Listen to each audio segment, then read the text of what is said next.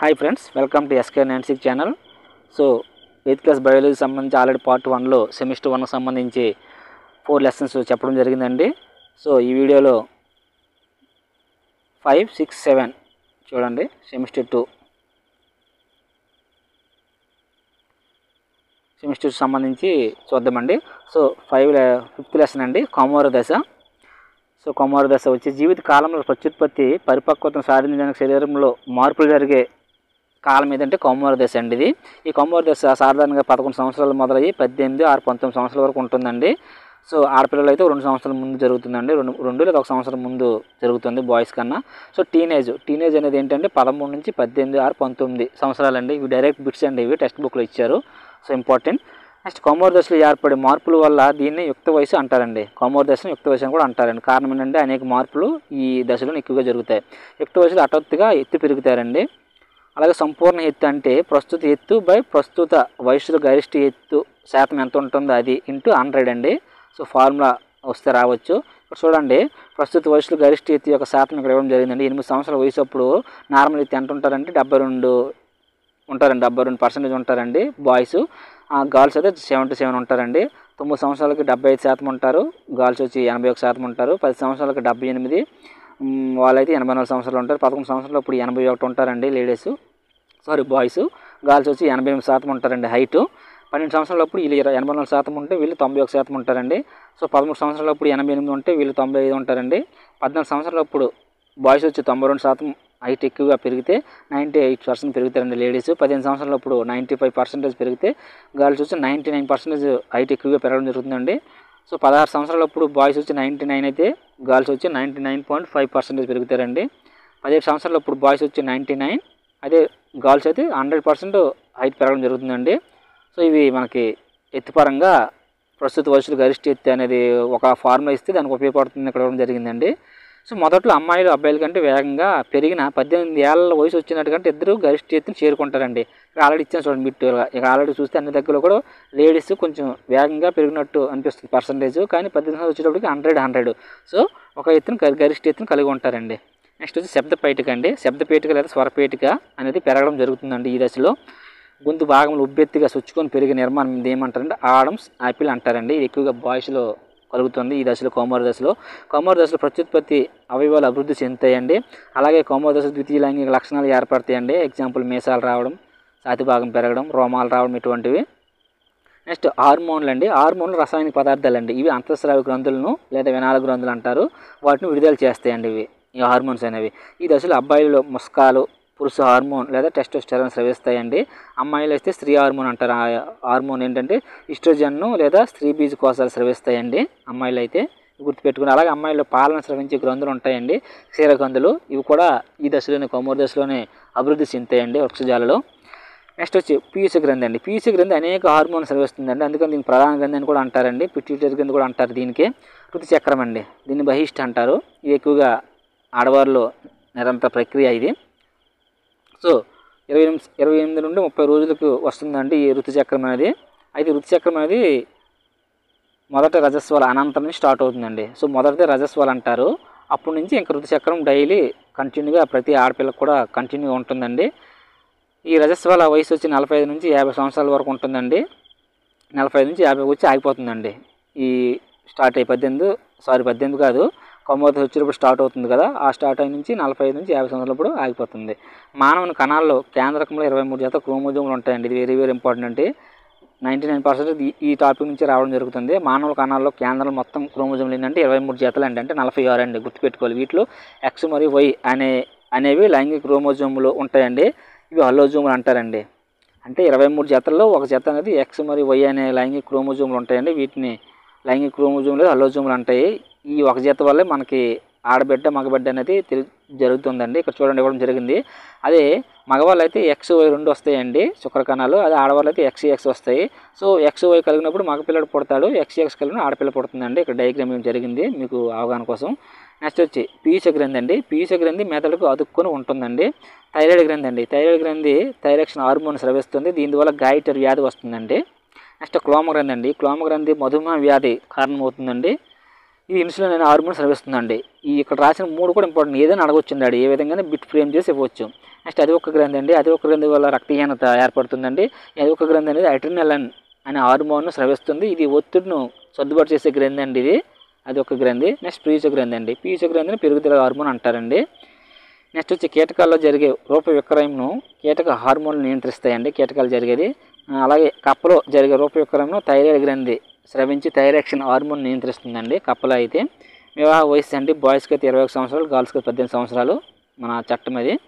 ఇంకా 6వ లెసన్ అండి. 6వ లెసన్ వచ్చి మొక్కలు జంతువుల సంరక్షణ అండి. అటవీ నిర్మూలనకు కార్చిచ్చు తీవ్రమైన కరువు సహజ కారణాలంటండి. అడవులు నిర్మూలన అవ్వడానికి అడవి నిర్మూలన ద్వారా ఏర్పడే ఫలితాలు ఏంటంటే కరువులు ఏర్పడతాయండి.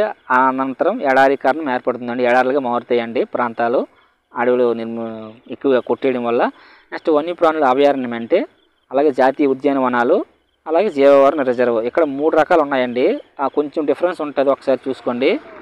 వన్యప్రాణుల అభయారణ్యం అంటే జంతువులకు వాటి ఆవాసాలకు ఎలాంటి భంగం కలగకుండా ఉంటాయండి ఇవి. అయితే జాతీయ ఉద్యానవనాలు అంటే వన్యప్రాణులు స్వేచ్ఛగా జీవిస్తూ అక్కడ ఆవాసాలను, సహజ వనరులను, సహజమైన రిజర్వ్ ప్రాంతం అండి ఇది. దానికి తగ్గట్టుగా ఇటువంటి ఇవి లేకుండా స్వేచ్ఛగా ఉంటాయండి ఇక్కడ జాతీయ ఉద్యానవనాలు అంటే. అయితే జీవవరణ రిజర్వ్ అంటే ఇంక దీనిలో ఎవరికి ఎలవడ కూడా ఉండదండి. వన్యప్రాణులు, వృక్ష జంతు వనరులు ఆ ప్రాంతంలో చూస్తున్న గిరిజన సాంప్రదాయాలకు మాత్రమే ఎలా ఉంటుందండి జీవవరణ రిజర్వ్ అనేది. సో గుర్తుపెట్టుకోండి. ఇక్కడ కొన్ని ఇవ్వడం జరిగింది చూడండి. పంచమర్సి జీవవరణ రిజర్వ్లో సాత్పురా అనే జాతీయ ఉద్యానవనం, బోరి మరియు పంచమర్సి అనే 2 వన్యప్రాణుల అభయారణ్యాలు కూడా ఉంటాయండి. అంటే ఈ జీవవరణ రిజర్వులలోనే జాతీయ ఉద్యానవనాలు మరియు వన్యప్రాణుల అభయారణ్యం 2 కూడా ఉండొచ్చండి ఈ జీవవరణ రిజర్వులో.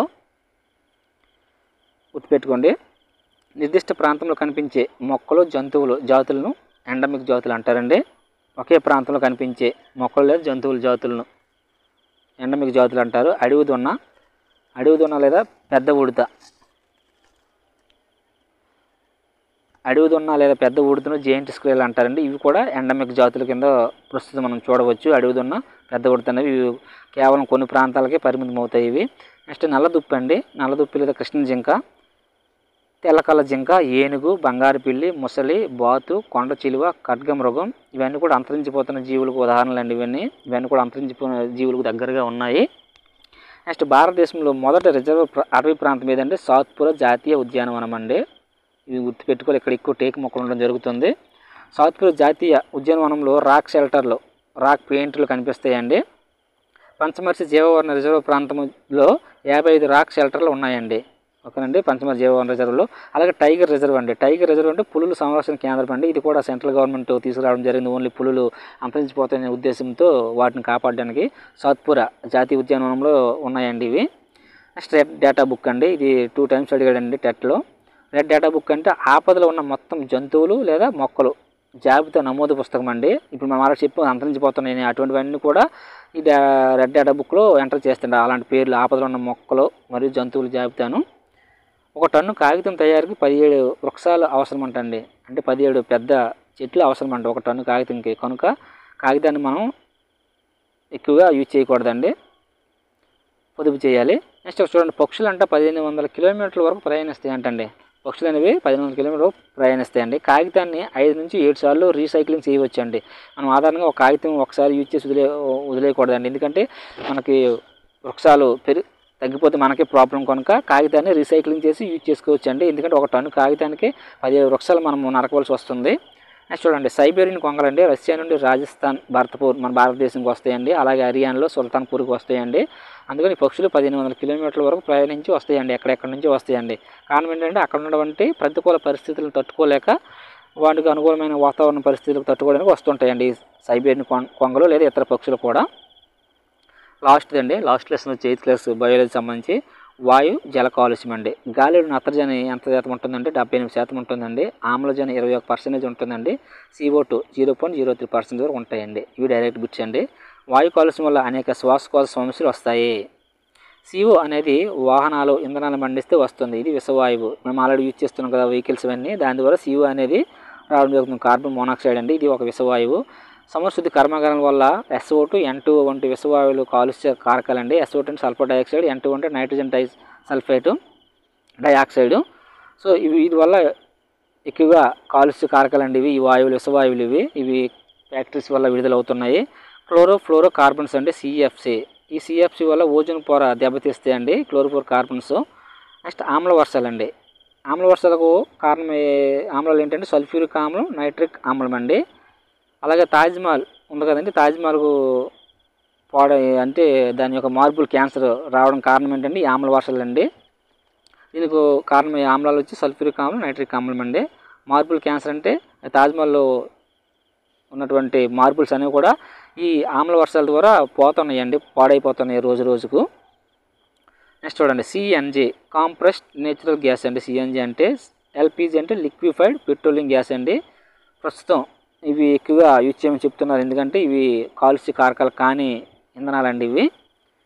నెక్స్ట్ గ్రీన్ హౌస్ ఎఫెక్ట్ అండి. గ్రీన్ హౌస్ ఎఫెక్ట్ లేదా హరితగృహ ప్రభావం అంటారు. ఈ హరితగృహ ప్రభావంకి కారణమయ్యే వాయువు వచ్చి CO2 అండి.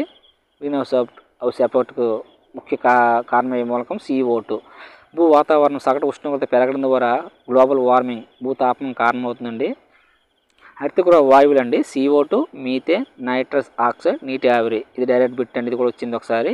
హరితగృహ వాయువులు లేదా గ్రీన్ హౌస్ ఎఫెక్ట్ వాయువులు ఏంటంటే CO2, మీథేన్, నైట్రస్ ఆక్సైడ్, నీటి ఆవిరి. నెక్స్ట్ క్యోటో ప్రోటోకాల్ అండి. గ్రీన్ హౌస్ వాయువులు విడుదల తగ్గించుటకు ఏర్పడిన సంఘం అండి ఇది క్యోటో ప్రోటోకాల్. ఇది ఒకసారి రావడం జరిగింది టెట్లో. నెక్స్ట్ భూతాపం వల్ల గంగోత్రి, యమున నదులు కరగడం మొదలయ్యాయండి. నెక్స్ట్ ఈ శతాబ్దం నాటికి 2 డిగ్రీల సెల్సియస్ భూమిపై ఉష్ణోగ్రత పెరగవచ్చని అధికార వర్గాల అండి ఇది చెప్పడం జరిగింది. శాస్త్రవేత్తల అభిప్రాయ ప్రకారం టెక్స్ట్ బుక్లో ఇచ్చారండి ఇది. ఈ శతాబ్దం నాటికి 2 డిగ్రీల సెల్సియస్ అంటే ఉష్ణోగ్రత పెరుగుతుంది అంటే మన భూమిపైన అంటండి. నెక్స్ట్ సిఎన్జి చెప్పాను కదండి, ఢిల్లీలో చాలా ఎక్కువ వాయు కాలుష్యం జరుగుతుందండి. దానికి బదులుగా అక్కడ ఉన్నటువంటి ఆర్టీసీలు ఈ సిఎన్జి పెట్రోల్తో ఇప్పుడు వెహికల్స్ ఎక్కువగా యూజ్ చేయమని చెప్పడం జరుగుతుందండి ఢిల్లీలో. నెక్స్ట్ WWF అండి, ప్రపంచవ్యాప్త నిధి, వరల్డ్ వైడ్ ఫండ్. 1985లో గంగా నది కార్యాచరణ ప్రణాళిక ఏర్పడిందండి. 2016లో క్లీన్ గంగా జాతీయ మిషన్ ఏర్పడిందండి. గంగా నది కాలుష్యం గురించి అనమాట ఇది సంబంధించి, అందుకని ఆ 2 ప్రాజెక్టులు ఏర్పడ్డాయి. సో గంగా నది కలుషితం ఎక్కువ ఎక్కడ జరుగుతుందంటే కాన్పూర్ ప్రాంతం అండి, ఉత్తరప్రదేశ్లో ఉన్నటువంటి కాన్పూర్ ప్రాంతంలో ఒకటండి అది గంగా నది కలుషితం కారణం.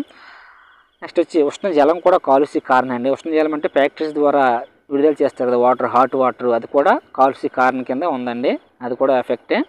నెక్స్ట్ వచ్చి ప్రపంచంలో 25% జనాభాకు సురక్షితమైన త్రాగునీరు అందుబాటులో లేదంటండి. ఇది వెరీ వెరీ ఇంపార్టెంట్. ప్రస్తుతం వాళ్ళలో 25% జనాభా కంటే సురక్షితమైన త్రాగునీరు అందుబాటులో లేదంటండి.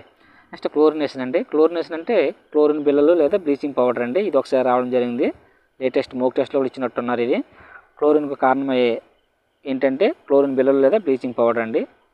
సో ఇంకా 3R అండి. 3R అంటే రెడ్యూస్ తగ్గించడం, రీయూజ్ తిరిగి వాడటం, పునఃచక్రీయం రీసైకిల్. వీటి ద్వారా మనం వాయు కాలుష్యాన్ని అలాగే జల కాలుష్యాన్ని తగ్గించవచ్చండి కొంత మేరకు. నెక్స్ట్ శుద్ధి చేసి త్రాగడానికి పనికి వచ్చే నీటిని త్రాగునీరు అంటారండి. ఇది డైరెక్ట్ బిట్ అండి, అందుకే ఇవ్వడం జరిగింది. శుద్ధి చేసి త్రాగడానికి పనికి వచ్చే నీటిని ఏ నీరు అంటారంటే త్రాగునీరు అంటారండి. సో ఇప్పుడు వరకు అయితే కంప్లీట్ అండి సెమిస్టర్ 2 కూడా. 8th క్లాస్ సంబంధించి ఫస్ట్ పార్ట్ ఆల్రెడీ చూసాం సెమిస్టర్ 1. ఈ సెకండ్ పార్ట్లో సెమిస్టర్ 2 కూడా చెప్పడం జరుగుతుంది. ఇంకా ఎవరైనా కొత్తగా మన ఛానల్ చూసినట్లయితే వెంటనే సబ్స్క్రైబ్ చేసుకోండి. Thank you.